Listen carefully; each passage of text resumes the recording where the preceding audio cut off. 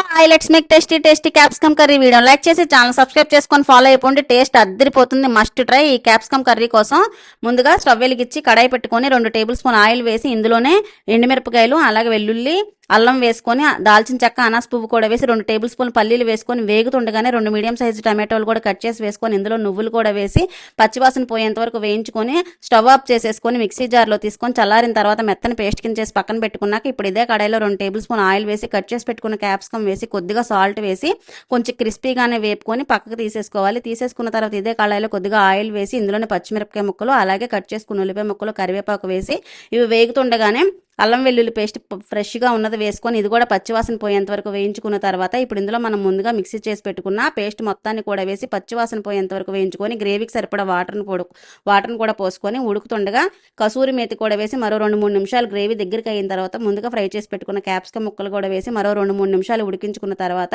Oil తేలింది కదా, curry ready అయిపోయినట్టే. చివరిగా కొద్దిగా కొత్తిమీరని చల్లుకొని ఒకసారి కలిపి స్టవ్ ఆఫ్ చేసుకొని సర్వ్ చేసుకున్నారంటే అంతే, సింపుల్గా టేస్టీగా క్యాప్సికమ్ కర్రీ రెడీ. ఇది పన్నీర్ రైస్ కానీ మష్రూమ్ రైస్ కానీ ఫ్రైడ్ రైస్ కానీ దేనికైనా సైడ్ డిష్గా చాలా బాగుంటుంది. వీడియోని లైక్ చేసి ఛానల్ సబ్స్క్రైబ్ చేసుకొని ఫాలో అయిపోండి. మరో వీడియోలో మళ్ళీ కలుద్దాం. బాయ్.